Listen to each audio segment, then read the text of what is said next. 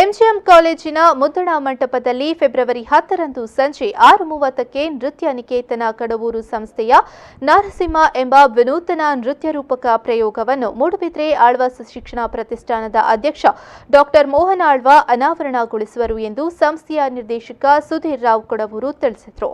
ಉಡುಪಿಯಲ್ಲಿ ಸುದ್ದಿಗೋಷ್ಠಿಯಲ್ಲಿ ಮಾಹಿತಿ ನೀಡಿದ ಇವರು, ಇದು ಪುರಾಣದಲ್ಲಿ ಬರುವ ಪ್ರಹ್ಲಾದನ ಕಥೆಯ ನೃತ್ಯ ರೂಪಕವಾಗಿದ್ದು, ಸಾಂಪ್ರದಾಯಿಕ ಕಥಾವಿನ್ಯಾಸದಲ್ಲಿ ಯಾವ ಬದಲಾವಣೆ ಮಾಡದೆ ಪ್ರಸ್ತುತಪಡಿಸಲಾಗುತ್ತಿದೆ.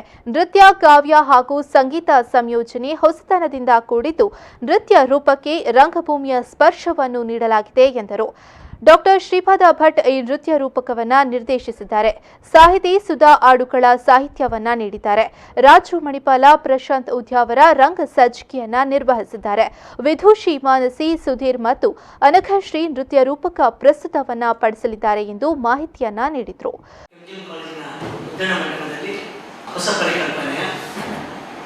ನೃತ್ಯ ಮತ್ತು ರಂಗಭೂಮಿಯ ಎರಡು ಸಾಧ್ಯತೆಗಳನ್ನು ಬಳಸಿಕೊಂಡು ನರಸಿಂಹ ಎನ್ನುವಂತಹ ಒಂದು ನೃತ್ಯ ರೂಪಕವನ್ನು ಅನಾವರಣ ಮಾಡ್ತಾ ಇದ್ದೇವೆ.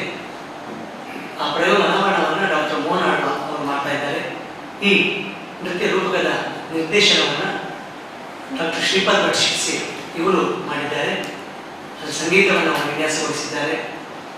ಇದರ ಸಾಹಿತ್ಯವನ್ನು ಶ್ರೀಮತಿ ಸುಧಾ ಆಡುಕಳ ಪ್ರಸಿದ್ಧ ಸಾಹಿತ್ಯ ಅವರು ಅದರ ಸಾಹಿತ್ಯವನ್ನು ರಚನೆ ಮಾಡಿದ್ದಾರೆ. ಇದಕ್ಕೆ ಸಂಬಂಧಪಟ್ಟ ನೃತ್ಯ ನಿರ್ದೇಶನವನ್ನು ನಮ್ಮ ಸಂಸ್ಥೆಯ ಇನ್ನೋರ್ವ ನಿರ್ದೇಶಕರಾದಂತಹ ವಿದುಷಿ ಶ್ರೀಮತಿ ಮಾನಸಿ ಸುಧೀರ್ ಮತ್ತು ನಮ್ಮ ಸಂಸ್ಥೆಯ ಹಿರಿಯ ಒಬ್ಬ ಶಿಷ್ಯ ವಿದುಷಿ ಅನಘಶ್ರೀ ಅವರು ಅದನ್ನು ನಿರ್ದೇಶನವನ್ನು ಮಾಡಿದ್ದಾರೆ. ಅದೇ ರೀತಿ ಇದಕ್ಕೆ ಬೇಕಾದಂತಹ ರಂಗ ಸಂಚಿಕೆಯನ್ನು ರಾಜು ಮಣಿಪಾಲ್, ಪ್ರಶಾಂತ್ ಉದ್ಯಾವರ ಮತ್ತು ಗೋಪಿನಾಥಾಚಾರ್ಯ ಇವರು ವಿನ್ಯಾಸಗೊಳಿಸಿದ್ದಾರೆ.